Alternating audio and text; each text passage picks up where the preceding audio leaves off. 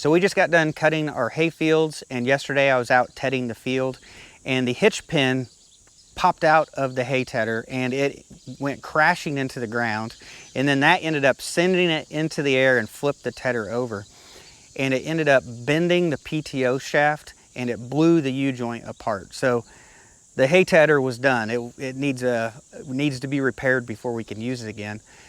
And we had about 75% of the field tedded.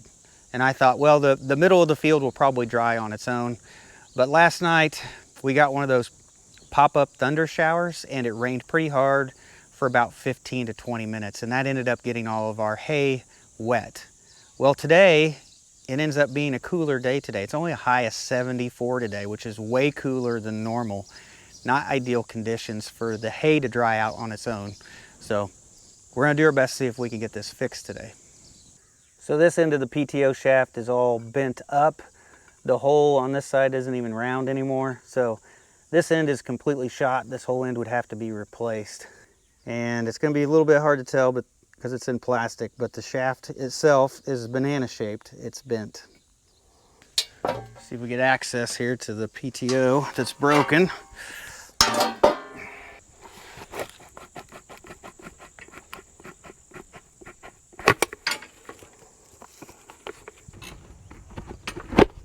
There we go.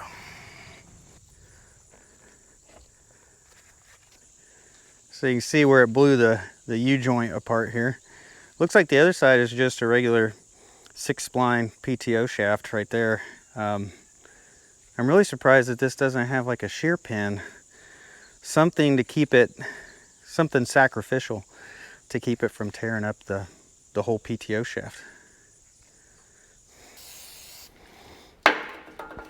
So to me, this whole thing looks a little big. I don't know if this here is some kind of slip clutch inside of here. I don't see any adjustment. We'll clean it up and see what we think. But to me, this is way too big to just have a PTO joint on this side. So this is has to be some kind of safety device. We're gonna go ahead and change this whole bearing assembly out. And you gotta get these rings out. There, we got it out. So I went to the local farm store and they did not have any metric parts. This is a metric PTO shaft. So I've done a little bit of research, tried to find out the different metric sizes, and it appears that the post hole digger is the same size. So I ended up stripping the PTO shaft. You see it's got this weird bell-shaped end on it. I ended up taking this off the post hole digger. So of course it has a different end. It actually does have a bolt that goes through here that is a shear bolt to protect the tractor or the PTO shaft. So what we're gonna do is we're gonna have to take this U-joint apart. So here's our new cross bearing. And basically what we gotta do is we gotta take out the bearings off the side without losing any of the little needles that are inside there. It's got little roller bearings or needle bearings in there. So we're gonna slide that off. And then this goes in here.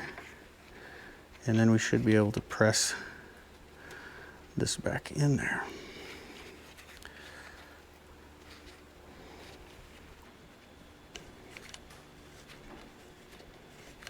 All right. It's engaged in both sides now. That's good. So now that it's engaged into both sides, we're gonna go ahead and knock it in the rest of the way. Got to get past where the clips go on.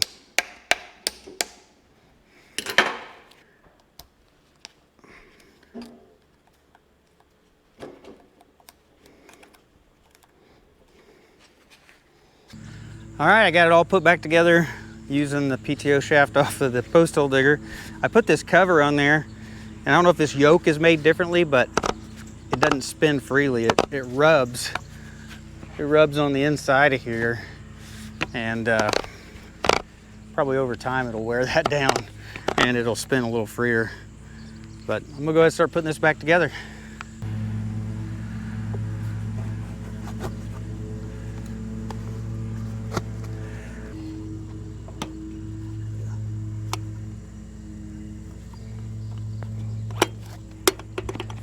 right, it's in there.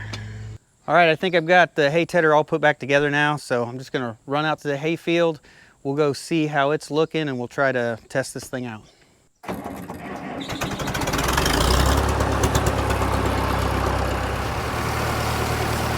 Well, most of it looks dry, but you see a little bit of green mixed in there, so we're doing it some good. We're in the section we didn't do yesterday. So yes, I do have a clip in the hitch pin today. There's no way it's coming out.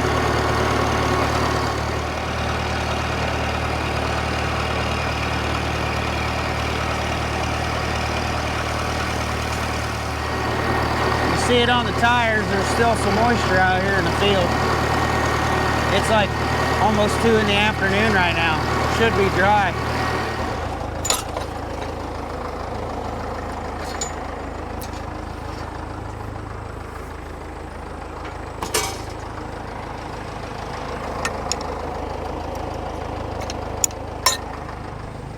So I'm pretty sure that we'll be square baling both of our hay fields tomorrow. So I'm gonna go ahead and start getting stuff ready.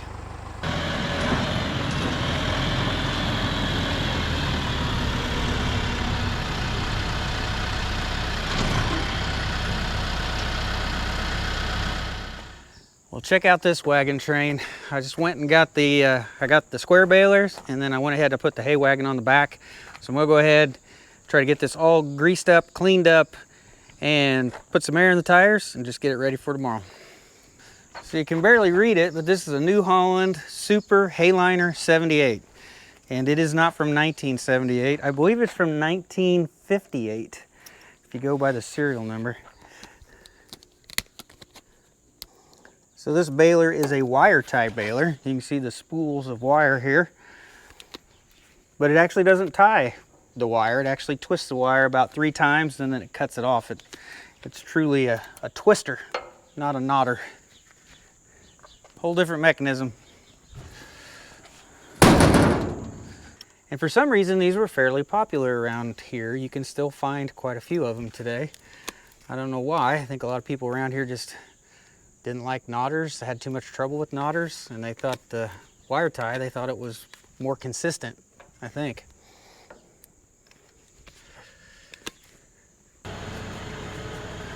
I'm gonna go ahead and lubricate this chain, and I'm gonna run it while I'm not inside the tractor and people are gonna freak out.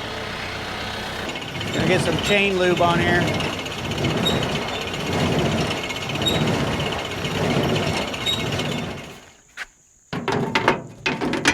All right, got the chain all greased up, or oiled up.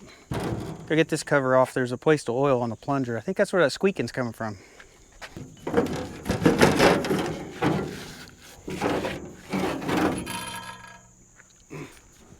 Oh, and it's right in here where you can get to it.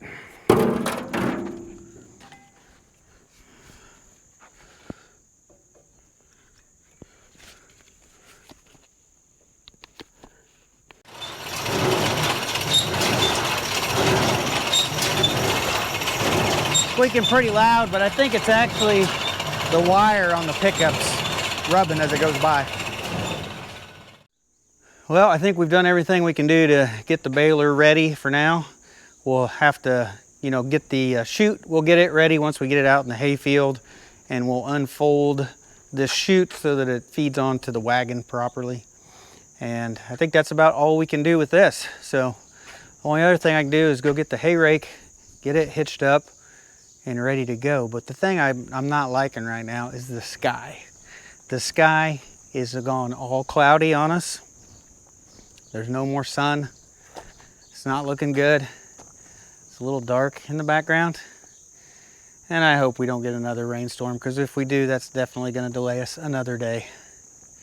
So over the last couple months, I've had several people ask about the Chalmers tractor and when was I going to work on it again. Well, the short answer is it's summertime, and this is our busiest season. So we have all of our animals right now: steers, pigs, chickens, turkeys. And then of course we have the garden, we have hay that we're trying to bale. So we basically are always chasing what needs to be done. And this is more of a free time project. So we probably won't get to this till fall. So when it slows down in the fall, we'll probably start back on this project and work on it through the winter time. And hopefully, you know, the plan is we'll get the rear end on this all back together, get it back running. And then there's actually some other projects that I actually have parts for that we may tackle to do with the loader. So we'll just have to wait and see. But the plan is sometime this fall, we're going to start back on the D17 and see if we can get this all redone. We'll slowly continue to go through this tractor and get it working good. Well, the sun has peaked out a little bit, but we're still mostly cloudy right now. Some showers popped up north of us. We're gonna hope that we don't get any rain. So I thought I'd give a quick update on the pond. It's been about 6 days now since the kill off. We think we killed off all the fish in our pond. I have fished twice. I have never got a bite, nothing. And I'm thinking about getting some minnow traps, putting some minnow traps out here with some bait just to see if we have any minnows, see if I can find any type of life left out here in the pond. I have kicked the aerator cabinet down here. I've kicked that back on twice, 15 minutes yesterday, 30 minutes today. And when I kicked it on yesterday, I had moved this one aerator so it was a little bit shallower. All 4 aerators are working right now. And I could see that it was actually like muddy water coming up from the aerator. It was a different color. So you could definitely tell that it was kicking up stuff from the bottom of the pond.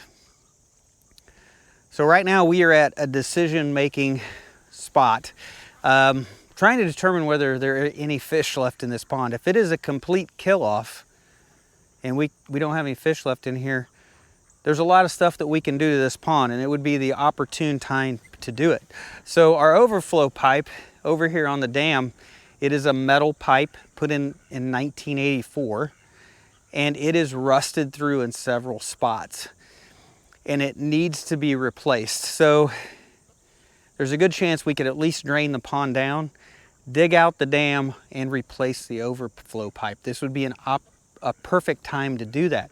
Now there is trees on the other side of the dam back there where it actually goes through, so we'll have to do some tree clearing.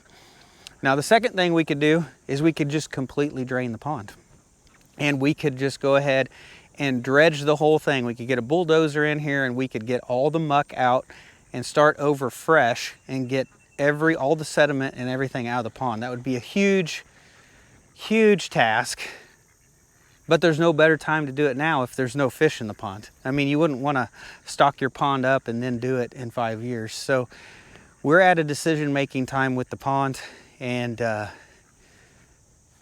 we're going to evaluate this over the next few weeks, and then we'll try to figure out exactly what we're going to do. But yeah, this is the time. If we're going to do anything big to the pond, this is the time to do it. Well, would you look at that? The sun came out again. I hope that is a good sign. I hope that we can go the next day or so without any rain. Hopefully we'll get the hay all baled up and in the barn tomorrow. So wish us luck, and hopefully this all works out. So that's it for this video, guys. So thanks for watching. I'll see you in the next one. All right, Scout, can you be a good boy? Sit down. You got to be a good boy. Sit. Sit. Good boy. Shake my hand. Come on. Come on. Shake my hand. There you go. Good. Come on. Oh, you fell off. You fell off trying to shake my hand, didn't you? Yes, you did.